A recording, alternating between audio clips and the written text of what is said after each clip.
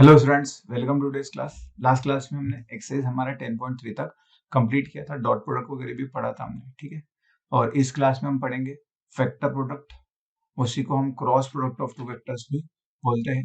Make sure ये video पढ़ने से पहले आप प्रीवियस वीडियोस आप पूरे देख लो, अच्छे से बेसिक कवर कर लो, जिससे आपका अंडरस्टैंडिंग लेवल क्लियर होगा, अच्छा होगा, समझ रहे हो।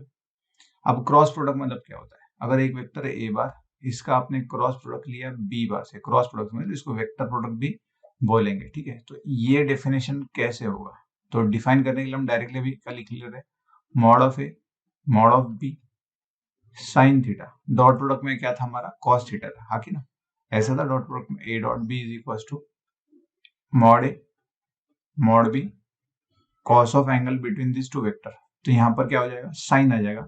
और एक और हो जाएगा N cap. N cap is a unit vector which is forming right handed system with this A and B. अब ये राइट हैंडेड सिस्टम क्या होता है ये हम देखेंगे, ठीक है। वैसे तो आपको पता ही होगा, फिजिक्स में पढ़े होगे। सिर्फ इतना याद रख सकते हैं हम, N cap is a unit vector. Cap है मतलब unit vector, which will be perpendicular to A bar and B bar. समझ रहे हो? It will be perpendicular to A bar and B bar both, ठीक है, याद रखेंगे। ये डेफिनेशन बहुत इंपॉर्टेंट है, इसलिए हम इसको क्या कर लेते हैं, ब्रैकेट कर लेते हैं। क्रॉस प्रोडक्ट की जो डेफिनेशन होगी वो ये होगी, ठीक है। N cap will be unit vector. चाहो तो यहाँ पर हम लिख भी देते हैं N cap unit vector perpendicular to both A bar and B bar. और एंगल क्या है? थीटा, यानी क्या है? Angle between A bar and B bar. समझ रहे हो? क्लियर। और it should be, this theta should be greater than equal to 0 and less than equal to pi. समझ गए? 0 से पाई के बीच में होना चाहिए, ज्यादा नहीं होना चाहिए। और ये तो क्लियर ही है, इंटरसेक्शन ऑफ लाइन से एक्यूट एंगल ही लेते हैं, मतलब हम एक्यूट मतलब ऑब्ट्यूज तक, रिफ्लेक्स एंगल नहीं लेंगे, ठीक है। समझ गए? चलो अब इसको समझते क्या बोल रहे हैं। देखो, अगर कोई वेक्टर है ए बार और कोई वेक्टर है बी बार, ठीक है, आप इसका क्रॉस प्रोडक्ट निकालने जा रहे हो, तो ए से लेकर बी की तरफ आ रहे हो, ए बार क्रॉस बी बार। समझ रहे हो? हाँ कि ना? ठीक है, ए बार क्रॉस बी बार, ठीक है। तो कैसे बनेगा बताओ, ए बार क्रॉस बी बार?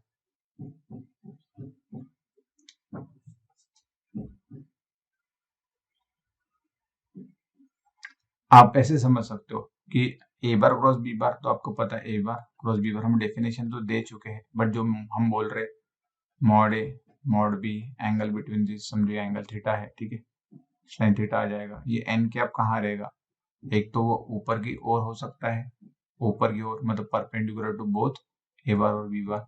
हो सकता है वो नीचे हो सकता है वो नीचे की डायरेक्शन में हो, perpendicular to both A bar and B bar, ठीक है ना। एन कैप जो रहेगा हमारा, ऐसा भी हो सकता है और ऐसा भी हो सकता है। तो लेंगे क्या हम?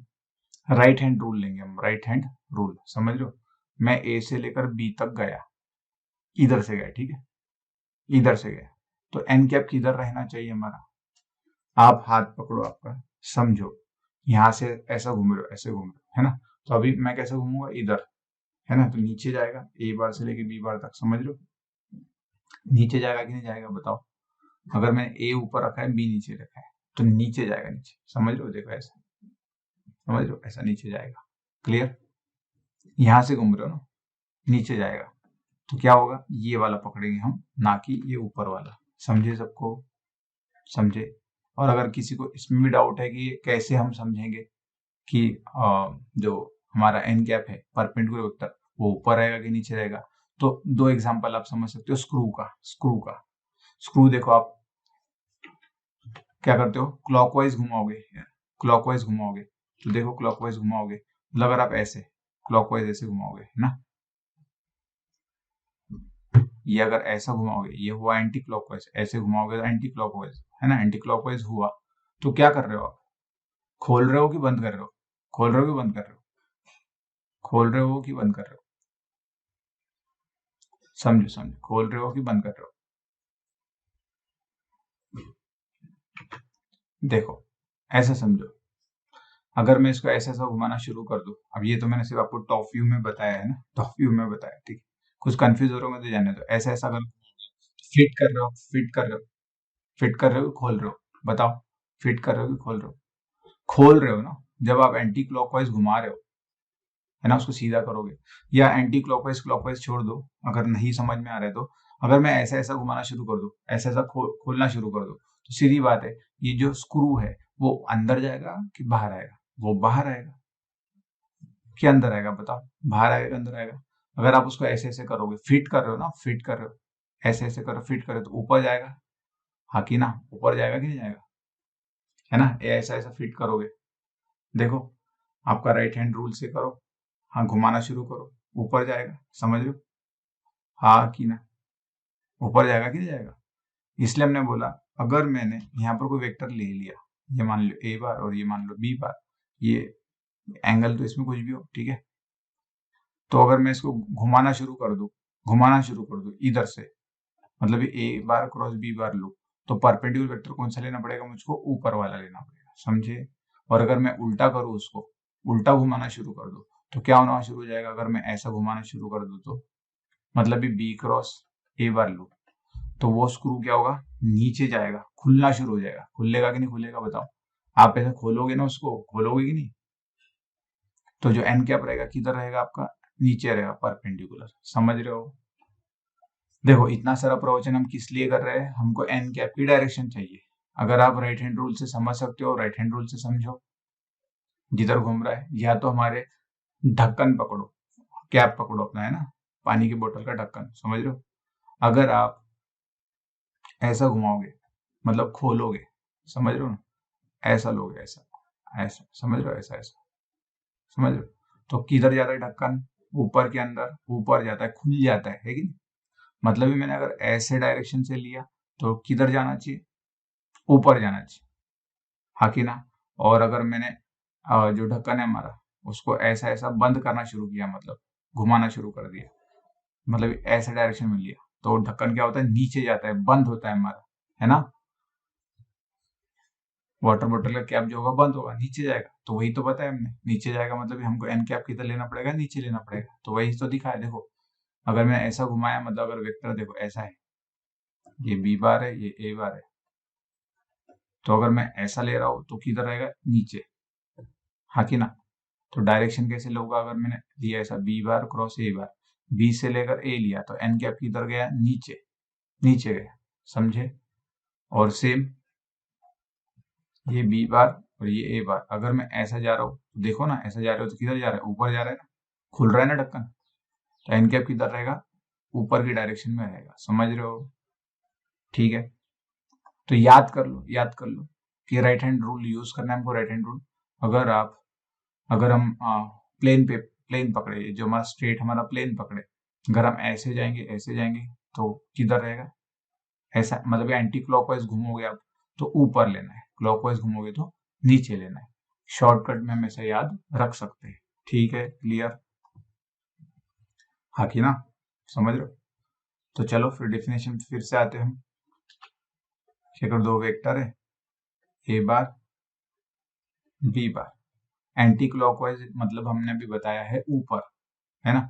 तो अगर मैं ऐसा जाऊं, ए बार क्रॉस बी बार, तो डेफिनेशन होगा mod A mod B sine of the angle between this two vectors, मान लो ये एंगल थीटा है, और जो एन कैप रहेगा it will be unit vector perpendicular to them, तो ये ऊपर रहेगा।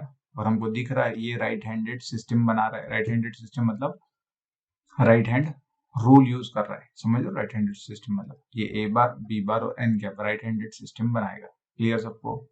परपेंडिकुलर रहेगा, मतलब ए बार और एन कैप एक दूसरे को, बी बार और एन कैप एक दूसरे को, by using right hand rule, समझे? क्लियर सबको? बाकी डेफिनेशन तो वैसे याद है, सिर्फ ये देखना है डायरेक्शन किधर जाने वाले। अब फर्क क्या है डॉट प्रोडक्ट में और क्रॉस प्रोडक्ट में? क्या फर्क है डॉट प्रोडक्ट में? ये देखो मैग्नीट्यूड ही है, तो डॉट प्रोडक्ट हमने बोले था मैग्नीट्यूड है, मतलब एक नंबर ही आता है।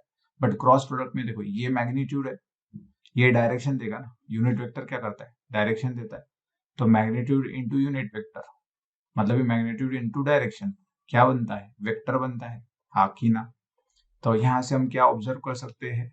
ए bar cross B bar is a vector, ये एक वेक्टर होगा, ठीक है। और वो किधर रहेगा, वो किधर रहेगा, आपकी यूनिट वेक्टर की डायरेक्शन में रहेगा। मतलब अगर ए बार क्रॉस बी बार अगर मुझको निकालना हो तो मैं इसे ऊपर निकालूंगा, ये तो एन कैप था ना आपका, ये बन जाएगा आपका A bar cross B bar. Direction N cap से मिलेगा और magnitude mod A mod B into sine theta से मिलेगा। ये जो मैग्नीट्यूड रहेगा वो रहेगा आपका mod A mod B sine theta. समझे सब लोग? क्लियर? इसमें किसी को दिक्कत नहीं होना चाहिए। चलिए तो एक और ऑब्जर्वेशन करते हैं हम कि जो ए बार क्रॉस बी बार है वो इक्वल टू हो सकता है क्या बी बार क्रॉस ए बार के, मतलब ये कम्यूटेटिव हो सकता है क्या? कम्यूटेटिव प्रॉपर्टी समझता है ना, उल्टा कर देते आप, तो देख लो हो सकता है क्या, तो समझते हैं हम। ए बार बी बार हमने बताया था अगर ऐसे जा रहे हो तो ऊपर जाएगा, ए बार क्रॉस बी बार किधर रहेगा, ऊपर की साइड में रहेगा, हाँ कि ना। और अगर सेम मैं अगर इधर मान लो ए बार का बी बार, अगर अब मैं बी से ए लूं तो किधर रहेगा, नीचे रहेगा, नीचे बताया था ना हमने। तो ये जो बी बार क्रॉस ए बार रहेगा वो कहाँ रहेगा, नीचे की डायरेक्शन में रहेगा, दोनों को परपेंडिकुलर। दिख रहा है डायरेक्शन उल्टा है, उल्टा है मतलब नेगेटिव है। ए बार क्रॉस बी बार और बी बार क्रॉस ए बार एक दूसरे के नेगेटिव वेक्टर है, तो ये माइनस करना पड़ेगा मुझको, तभी तो इक्वल होगा। मतलब ही हम बोल सकते हैं कि जो वेक्टर प्रोडक्ट है या क्रॉस प्रोडक्ट है वो कम्यूटेटिव नहीं होता है। डॉट प्रोडक्ट में होता है, ए डॉट बी को आप बी डॉट ए लिख लो, वो तो नंबर ही है, दोनों का सेम ही आने वाला है, mod A mod B cos theta दोनों का सेम आने वाला है। सिर्फ ये आगे पीछे लिखा जाएगा, ये तो सेम ही, बट यहाँ पर वेक्टर होने की वजह से चेंज हो रहा है। तो याद क्या रखेंगे हम, A bar cross B bar cross A bar are not equal, that is vector product, vector product या क्रॉस प्रोडक्ट आपका इज नॉट क्या है, कम्यूटेटिव। समझ लो कम्यूटेटिव नहीं है, ये ऑब्जर्वेशन हमने याद किया। क्लियर है सबको? चलो फिर लगे हाथ हम हमारे जो आईजे के यूनिट वेक्टर थे along X Y Z axis वो भी कर लेते हैं, हाँ कि ना। आप चाहो जिसको दे दो, हमको ये तो पता है कि परपेंडिकुलर है, ठीक है ना। ये x ये y और ये z हम मानते हैं, ठीक है ना, एक दूसरे को परपेंडिकुलर है, राइट। तो यहाँ पर आई कैप था हमारा, ये आई कैप था यूनिट वेक्टर, अलोंग जे वाई क्या था जे कैप, और अलोंग जेड क्या था के कैप। समझ लो यूनिट वेक्टर, चाहो तो इसे डैश डैश करके दिखा दो, समझ लो। तो चलो अगर मैंने I cap cross J cap किया तो क्या आएगा, mod I, definition mod J sine of the angle between them sine 90, I और जे में क्या है 90 डिग्री है ना, 90 डिग्री परपेंडिकुलर है एक्स वाई एक्सिस, और it will and unit vector perpendicular to I और जे, आई और जे को परपेंडिकुलर वेक्टर कौन सा है, के कैप भी हो सकता है नीचे वाला, माइनस के कैप भी हो सकता है, तो लेंगे कौन सा, के कैप लेंगे कि माइनस के कैप लेंगे, दोनों को परपेंडिकुलर, के है ना यूनिट वेक्टर, यहाँ यूनिट वेक्टर चाहिए था perpendicular to both this vector, तो के है हमको पता है, के और माइनस के। फिर से किस डायरेक्शन से जा रहे हो, ऐसे जा रहे हो, एंटी क्लॉकवाइज है ना, एंटी क्लॉकवाइज तो ऊपर वाला ऊपर जाएगा, याद रखो एंटी क्लॉकवाइज है ना ऊपर, तो के कैप लेना पड़ेगा। समझ गए? मुझको बताओ मॉड आई क्या रहेगा, यूनिट वेक्टर है तो मैग्नीट्यूड 1 आता है, ये भी 1 आया, ये साइन 90 1 आया, तो सारा 1 1 1 1 ही आया, 1 इंटू के कैप ही हो जाएगा। मतलब हम लिख सकते हैं आई कैप क्रॉस जे कैप, क्या मिल गया हमको, के कैप। समझे? समझे, हाँ कि ना। वैसे ही अगर आप जे क्रॉस के करोगे तो याद रखो, आप ऐसे समझो आई के बाद जे आएगा, जे के बाद के आता है, और के बाद वापस से हम आई कैप लेते हैं, है ना। तो अगर आप ऑर्डर में ले रहे हो, साइक्लिक ऑर्डर में, तो पॉजिटिव रखो, आई डॉट देखो आई क्रॉस जे क्या लिया के, फिर जे क्रॉस के क्या लेंगे हम, आई लेंगे, पॉजिटिव ही लेंगे, समझे। और अगर मैंने फिर के क्रॉस आई बोला तो ऑर्डर में ना के बाद आए तो क्या आएगा जे, आएगा दूसरा पर प्लस आएगा कि माइनस आएगा, ये हम कहाँ से देखेंगे, ऑर्डर। अगर आपने ऑर्डर चेंज किया, जे के बाद के आता है तो पॉजिटिव रहेगा, बट के बाद आप ऐसे लिख रहे हो के क्रॉस जे, तो के बाद जे आना चाहिए क्या, नहीं। साइक्लिक घूम रहे हो कि नहीं, आप उल्टा घूम रहे हो, तो क्या लोगे, माइनस आई कैप। समझे समझे समझे। अब इसको जस्टिफाई करने के लिए आप ऐसा समझ सकते हो, आई क्रॉस जे का तो निकाल लिया, ठीक है ना। अगर जे क्रॉस के पूछा जाए आपको तो कैसा करोगे, ये मॉड के साइन 90 है तो 1 आने वाला है, जे क्रॉस के, जे क्रॉस के, ठीक है ना। हाँ ऐसा ना, सॉरी, आई क्रॉस जे, जे क्रॉस आई लेते हैं, मतलब समझने में आसानी हो, इसको उल्टा कर दिया मैंने सिर्फ। अब जे क्रॉस आई मतलब आप ऐसे जा रहे हो, क्लॉकवाइज जा रहे हो, क्लॉकवाइज मतलब हमने बोला था नीचे, नीचे कौन सा रहेगा, माइनस के कैप, तो माइनस के कैप आएगा ना यहाँ पे। बाकी ये तो सेम ही रहेगा, ये तो 1 ही आने वाला है ना। मतलब जे क्रॉस आई क्या बना आपका, माइनस के, जे क्रॉस आई माइनस के। समझे, पक्का समझे, पक्का समझे क्या। देखो हमने कौन कौन सा ले लिया, जे के ले लिया, जे आई ले लिया, और आई के भी ले लेते। आई क्रॉस के अगर रहेगा तो आई के बाद जे आना चाहिए, बट इसने लिया के, तो हम माइनस लेंगे, बाकी ना माइनस जे कैप, याद रखने में आसानी रहेगी। क्लियर, ठीक है। अब टाइम पे थोड़ी आप ऐसा डेफिनेशन निकालते बैठोगे, डेफिनेशन थोड़ी निकालते बैठोगे, याद ही कर लेंगे ना। तो इसको याद रखने का तरीका क्या बताया हमने, क्लॉकवाइज अगर रहता है, मतलब हमारा ऑर्डर वाइज रहता है, आई के बाद जे, जे के बाद के बाद आई, तो हम क्या करेंगे, पॉजिटिव लेंगे। अगर उल्टा हुआ तो निगेटिव लेंगे, क्रॉस प्रोडक्ट में दूसरा लेते हैं, क्रॉस प्रोडक्ट में दूसरा लेते हैं। समझे। और डॉट प्रोडक्ट होता तो हमने क्या बोला था, डायरेक्टली जीरो लेते। क्यों, क्योंकि उनके बीच में एंगल रहेगा 90 और कॉस 90 होता है जीरो। हाँ कि ना, किसी को याद ना हो, आई डॉट जे का डेफिनेशन क्या रहेगा, mod I mod J cos of angle between them. I और जे में एंगल कितना रहता है, 90, cos 90 zero, zero into this zero. हाँ कि ना, समझे। बट जब क्रॉस प्रोडक्ट लेते हो, मतलब वेक्टर प्रोडक्ट लेते हो, तो दूसरा वेक्टर लेना है, के जे है तो आई आएगा। पॉजिटिव और निगेटिव कहां से डिसाइड करेंगे, हमारे साइकिल से, उस ऑर्डर में है क्या। समझे, के बाद जे नहीं आता है तो निगेटिव लेंगे, के बाद आई आना चाहिए था, जे के बाद के आता है तो पॉजिटिव लेंगे। समझ गए, क्लियर सबको, क्रॉस प्रोडक्ट कैसे याद रखेंगे। उसके बाद अगर सेम इससे अगर आ जाए तो क्या करोगे, मतलब आई क्रॉस आई अगर आ जाए तो क्या करोगे, फिर से डेफिनेशन, मॉड है sine of the angle between them. Same क्या रहेगा, एंगल जीरो रहेगा। और ये एन कैप लेता हूं मैं अभी का, ठीक है, क्योंकि आई को परपेंडिकुलर जे भी आ रहा है, के भी आ रहा है, तो कौन सा आएगा हमको पता नहीं है, बट हमको यहाँ से दिख गया, साइन जीरो क्या होता है, जीरो, जीरो इंटू ये 1 इंटू 1, और ये कोई भी वेक्टर होगा, आई को परपेंडिकुलर जे भी हो सकता था, के भी हो सकता था, माइनस भी हो सकता था, हमको उसको लेना देना नहीं। जीरो इंटू एनीथिंग जीरो आ जाता है, डिफाइंड एनीथिंग डिफाइंड, हाँ आगे ना जीरो, मतलब आई कैप क्रॉस आई कैप क्या बन जाएगा, जीरो। उसी तरीके से आप लिख सकते हो जे cap cross J cap zero, के कैप क्रॉस के कैप जीरो। हाँ की ना। तो इससे हमको पता चला है कि एंगल अगर जीरो आ जाए दो वेक्टर के बीच में तो उसका क्रॉस प्रोडक्ट क्या होता है, जीरो होता है। हाँ की ना, हाँ की ना। मतलब कोई वेक्टर है ए बार क्रॉस बी बार, अगर वो जीरो आ रहा है तो हमने क्या बोला अभी, उल्टा, जीरो से ये, अगर क्रॉस प्रोडक्ट जीरो आ रहा है मतलब उसमें का एंगल कितना होगा, इनका angle, angle between A and B, इसको ऐसे लिख सकते हैं, angle between A and B, ठीक है।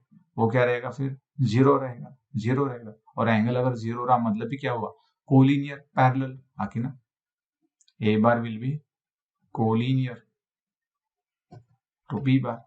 समझे समझे, हाँ कि ना। तो अगर प्रीवियस वाले से हम कंपेयर करें तो क्रॉस प्रोडक्ट में अगर जीरो रहा तो ए बार एंड बी बार क्या आते हैं, कोलिनियर, और डॉट प्रोडक्ट जीरो रहा तो ए बार एंड बी बार क्या आते हैं, परपेंडिकुलर। क्यों, क्योंकि उसमें कॉस जीरो होता है ना, कॉस 90 जीरो होता है, हाकि ना, कॉस 90 जीरो होता है, मतलब एंगल 90 हो जाएगा फिर। समझे, इसमें जीरो होने के लिए साइन जीरो आना चाहिए, इसमें जीरो होने के लिए कॉस 90 आना चाहिए, तो इसमें एंगल 90 आना चाहिए मतलब परपेंडिकुलर, इसमें एंगल जीरो आना चाहिए मतलब कोलिनियर पैरेलल। समझे? हाँ कि ना? तो ये याद रखना, ये क्वेश्चन सॉल्व करने में हमको हेल्प करने वाला है कि डॉट प्रोडक्ट जीरो मतलब परपेंडिकुलर, क्रॉस प्रोडक्ट मतलब पैरेलल। कोई भी एक याद रख लो, अगर ये प्रैक्टिस कर चुके हो तो याद हो गया डॉट प्रोडक्ट जीरो यानी परपेंडिकुलर, तो एज ऑब्वियस उसका उल्टा करेंगे, क्रॉस प्रोडक्ट जीरो यानी पैरेलल कोलिनियर। क्लियर सबको? समझ गए सब लोग? क्लियर सबको? चलिए फिर एप्लीकेशन देखते हैं हम एक आध दो कि वे क्रॉस प्रोडक्ट कहाँ आपको काम में आएगा। तो एरिया ऑफ पैरेललोग्राम अगर आपको निकालना हो, ये एक पैरेललोग्राम ले लिया हमने, ठीक है, समझ लो, नाम दे देते ए बी सी डी, है ना। तो बेस इंटू हाइट कर दिया जाए तो एरिया पैरेललोग्राम मिल जाता है। तो अगर मैं हाइट निकालूं तो मेरे को ये परपेंडिकुलर यहाँ से ऐसा ड्रॉ करना पड़ेगा, समझ लो। मान लो यहाँ से हमने एक वेक्टर है हमारा, ये है आपका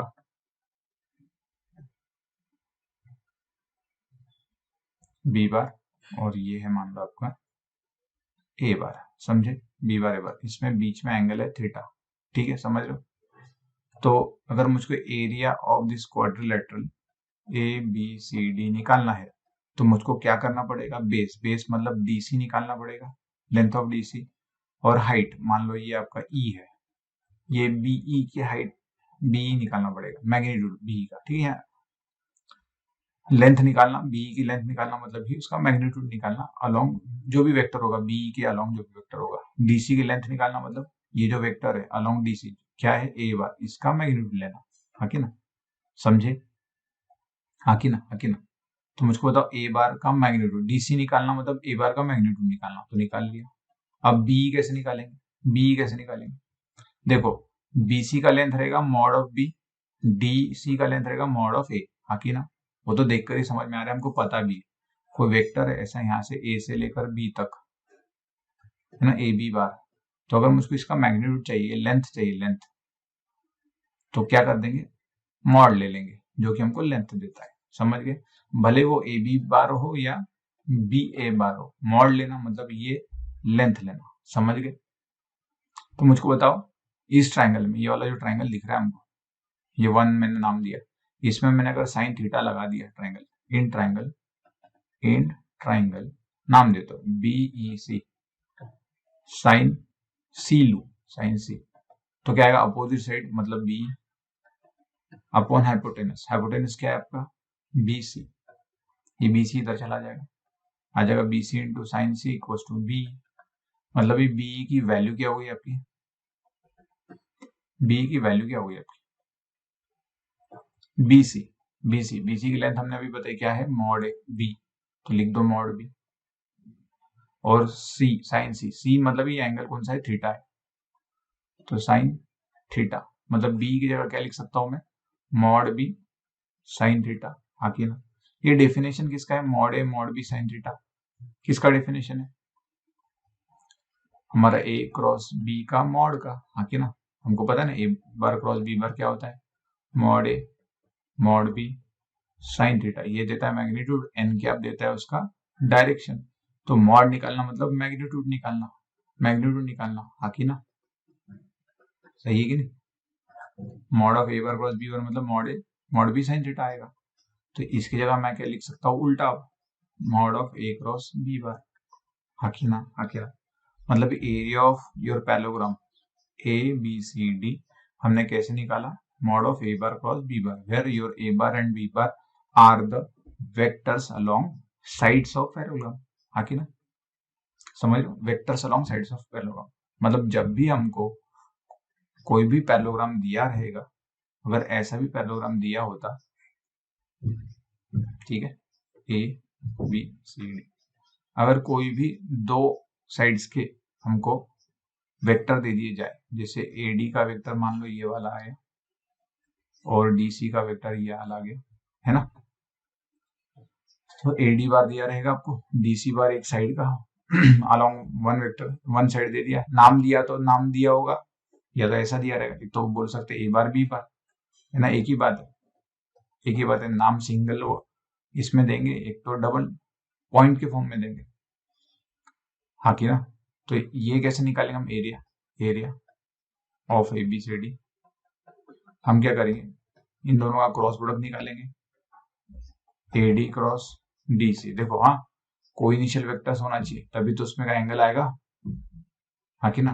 तो क्रॉस प्रोडक्ट लोगे और मॉड ले लोगे उसका, समझ गए। एंगल पता होना चाहिए, एंगल पता होना चाहिए, ये वेक्टर्स अलोंग द साइड्स भी पता होना चाहिए, तभी आप सॉल्व कर पाओगे, तभी आप फाइनल आंसर निकाल पाओगे, समझ गए। ठीक है, अब सीधी बात है, यहाँ पर आपको लेंथ दी नहीं रहेगी प्रॉपर सेंटीमीटर मीटर वगैरह में, तो आप यहाँ पर क्या लिखोगे, एरिया स्क्वायर यूनिट्स में ही लिखोगे, समझ गए, स्क्वायर यूनिट्स में ही लिखोगे, समझ गए।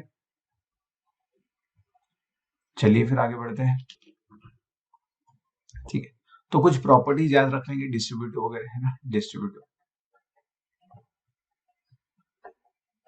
अगर देखो, अगर ए बार है क्रॉस, अगर आप ब्रैकेट में बी बार क्रॉस सी बार लिख रहे हो, देखो लेफ्ट हैंड साइड से ले रहे हो तो उसी ऑर्डर में लेना पड़ेगा आपको, ए क्रॉस बी, बीच में प्लस हो माइनस हो, कुछ भी हो, बीच में प्लस हो या माइनस हो, जो है वही लिखोगे, माइनस होगा तो माइनस, प्लस होगा तो प्लस, फिर ए से लेकर सी लिखोगे, ए क्रॉस सी, समझे।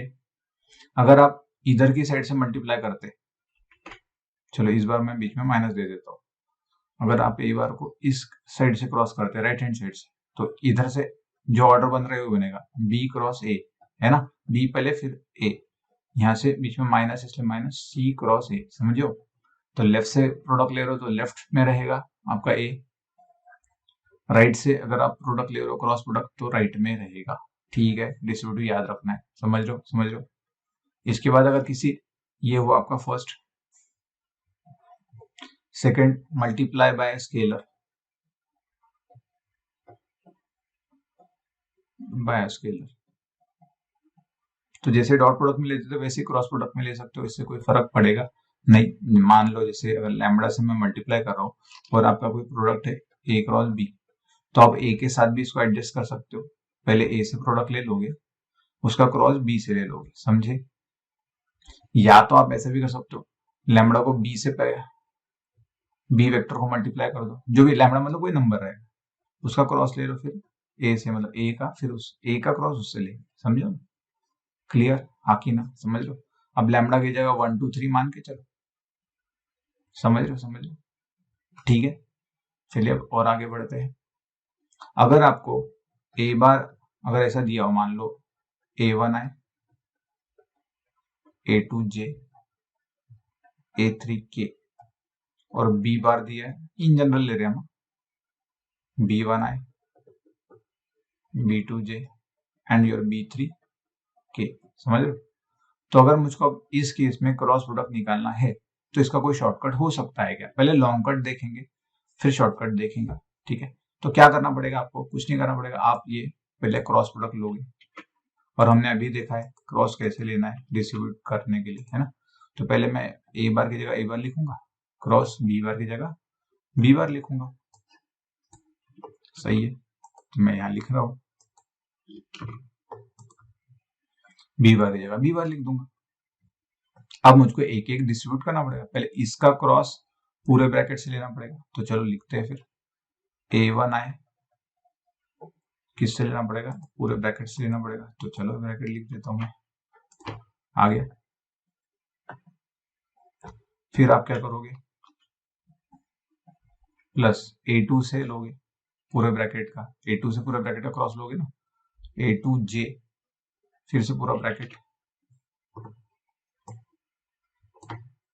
समझ लो, फिर से प्लस, थोड़ा साइड में जाते हैं, है ना। फिर क्या लिखोगे, A3 से करोगे ना पूरे ब्रैकेट को, A3 K कैप,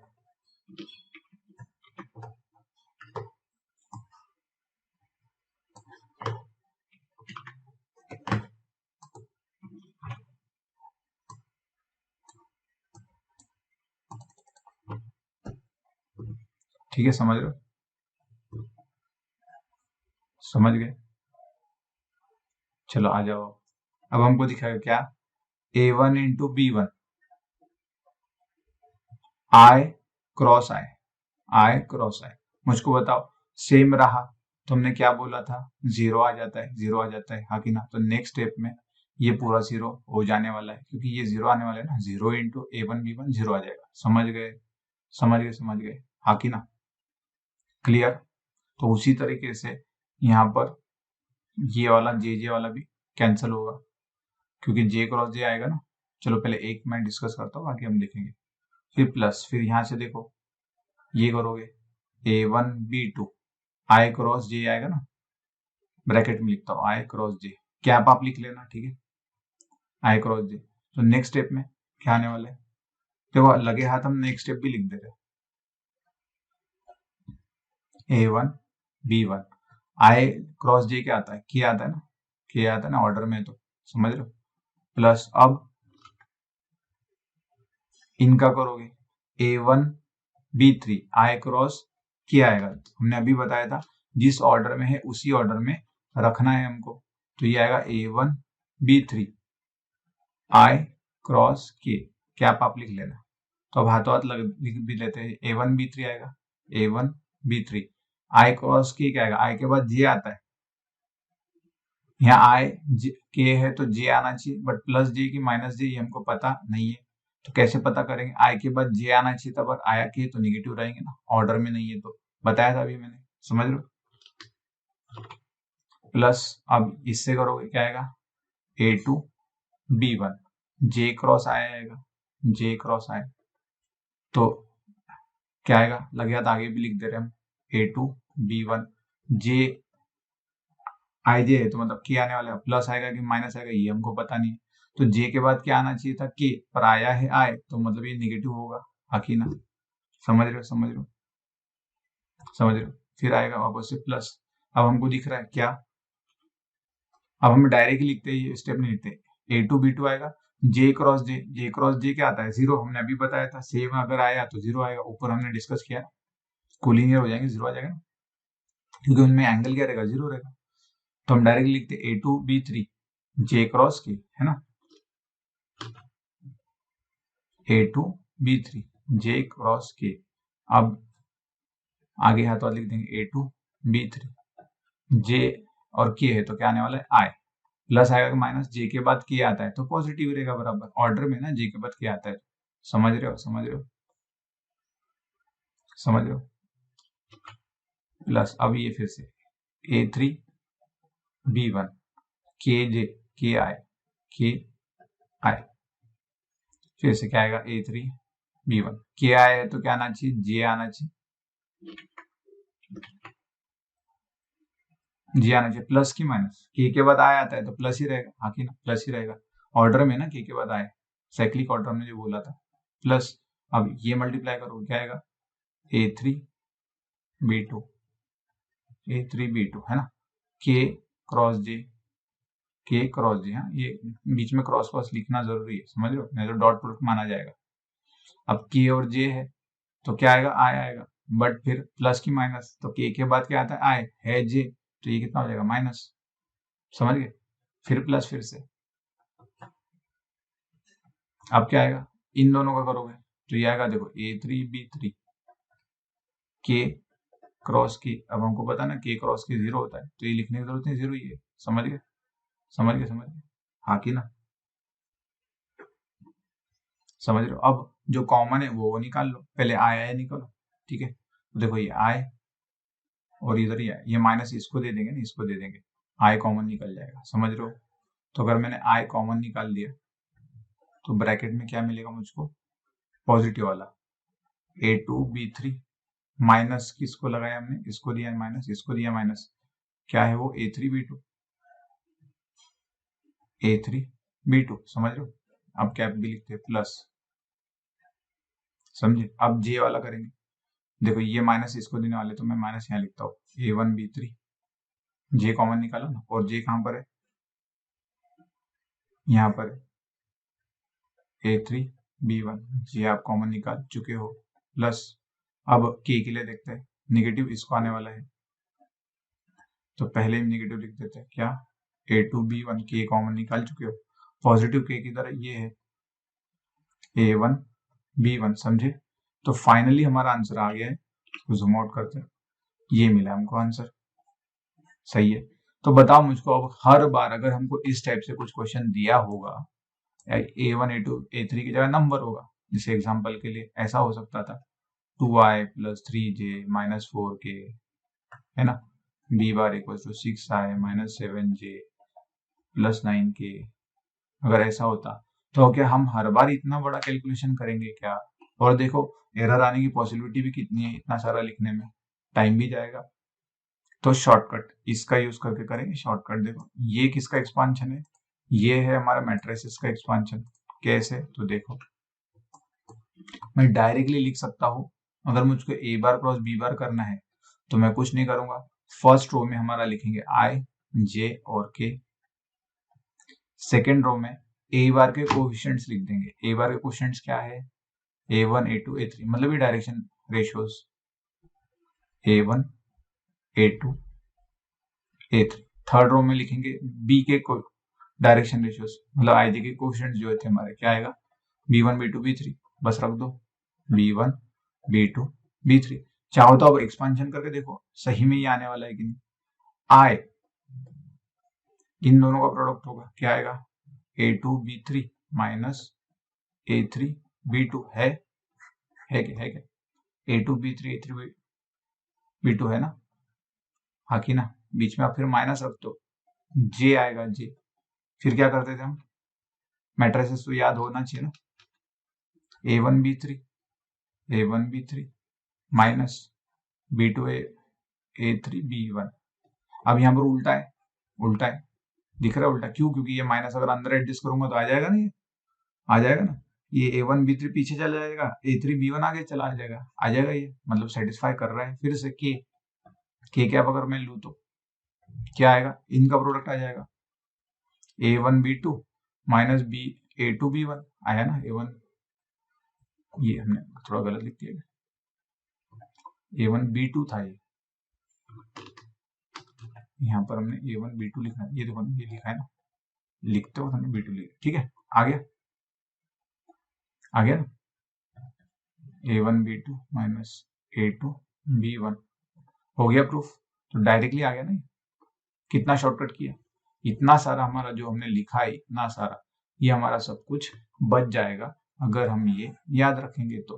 क्लियर। तो अब याद क्या रखना है हमको? ये फॉर्मूला जब भी हमको ए बार क्रॉस बी बार निकालना हो तो हम ये याद रखेंगे। हमने एक्सपांशन प्रूफ के लिए तो आपको समझा दिया है, ठीक है, याद रहेगा सबको। ठीक है, दिस इज वेरी इंपॉर्टेंट, इसलिए हम इसको ब्रैकेट भी करेंगे। जब भी क्रॉस प्रोडक्ट निकालना हो, दो वेक्टर दी हो, तो आप ऐसे मैट्रिसेस का यूज करो, डिटरमिनेंट का यूज करो सर। ठीक है ना, क्लियर सबको, समझ गए? चलो मान लो एग्जांपल ये दे दिया, find mod of A bar cross B bar. तो ए बार क्रॉस बी बार झटपट कैसे निकालेंगे? हमने अभी देखा था, ऊपर लिखेंगे आई, जे और के, फिर ए के क्वेश्चन, पहला ए है इसलिए ए के क्वेश्चन लिखेंगे, मतलब डायरेक्शन 2 1 3 है ना, 2 1 3। और बी का क्या है? फिर बी के थर्ड रो में 3 5 -2। बस अब हम फटाफट करना है, आई क्रॉस ये कितना का? -2 -15 -17 माइनस जे क्रॉस क्या आएगा? -4 -9 कितना आ जाएगा? -13 प्लस के 10 -3 7। आ गया? समझ गए? क्लियर है सबको? इसको अच्छे से लिख लेंगे, -17 आए, ये कैप है, हाँ ये भूल लो मत कोई भी। ये माइनस +13 जे कैप आ जाएगा, +7 के कैप आ जाएगा। तो ये मिल गया आपको ए बार क्रॉस बी बार। अब मैग्नीट्यूड निकालना है हमको इसका, मैग्नीट्यूड। तो किसी भी वेक्टर का मैग्नीट्यूड निकालना है तो हम क्या करते थे? यही डायरेक्शन रेशियोज का स्क्वायर का सम कर लेते थे, बाकी ना, समझ रहे हो? अब ये आप फाइंड आउट कर लेना। ठीक है, क्लियर सबको? समझ गए सब लोग? देखो हम चाहते तो डायरेक्टली आपको ये फॉर्मूला लिखवा देते, बट हमने इसको प्रूफ करके बताया कि ऐसा ही क्यों करना है, नहीं तो इतना सारा कैलकुलेशन बढ़ जाएगा और लगे हाथ तुमको क्रॉस प्रोडक्ट भी समझ में आ गया। और हमने ये भी याद रख लिया कि आई क्रॉस आई, जे क्रॉस जे, के क्रॉस के 0 आता है, आई क्रॉस जे किया आएगा, क्यू आएगा सॉरी, क्योंकि साइक्लिक ऑर्डर में, समझे। तो एरिया ऑफ पैरेललोग्राम के लिए भी याद रखना है, ठीक है ना। अब अगर एरिया ऑफ ट्राइंगल अगर दिया जाए, एरिया ऑफ ट्राइंगल निकालने के लिए कहा जाए, चलो एरिया ऑफ ट्राइंगल, इसमें भी हम यूज कर सकते हैं हमारा क्या, क्रॉस प्रोडक्ट। कैसे यूज करेंगे, तो देखो कोई ट्राइंगल दिया है ए बी सी, अब वेक्टर में देना हो तो वो क्या करेंगे, आपको वर्टाइसेस दे देंगे ए बी सी के। तो आप ए बी बार निकाल सकते हो, बी सी निकाल सकते हो, ए सी निकाल सकते हो। कैसे निकालना है हम पहले पढ़ चुके हैं, नहीं किसी को याद हो तो प्रीवियस वाले वीडियोस जाकर देख लो, समझ रहे हो। ये A1 A2 A3 ऐसे मान लो दिए रहेंगे ना आपको, B1 B2 B3 C1 C2 C3, कैसे निकालना है तो निकाल लोगे। बट हमको ये तो पता है कि एरिया ऑफ ट्राइंगल का एक फॉर्मूला था, क्या था, अगर ये वेक्टर मुझको पता हो, मान लो ये वेक्टर है ए बार और ये वेक्टर मुझको पता हो, या ये साइड बताओ, ठीक है साइड बताओ, वेक्टर ना बोलते अभी हम साइड बोलेंगे। अगर मान लो ये जो साइड है इसकी लेंथ है आपकी ए और इसकी लेंथ है मान लो बी, ठीक है, बीच का अगर आपको एंगल पता हो, ठीक है, तो अब एरिया ऑफ ट्राइंगल लिख सकते थे। क्या था area of triangle, half of adjacent sides A का product into angle between them का sine, sine of the angle between them, है ना, ये याद है formula, area of triangle A B C, ठीक है। नहीं याद होगा तो अभी याद कर लो, कभी भी कोई ट्राइंगल दिया हो आपको ए बी सी है, अगर ये एंगल पता है तो आप क्या लिख सकते हो, half of A B sine, अगर ये एंगल पता है, ए एंगल पता है तो साइन ए लिख लोगे।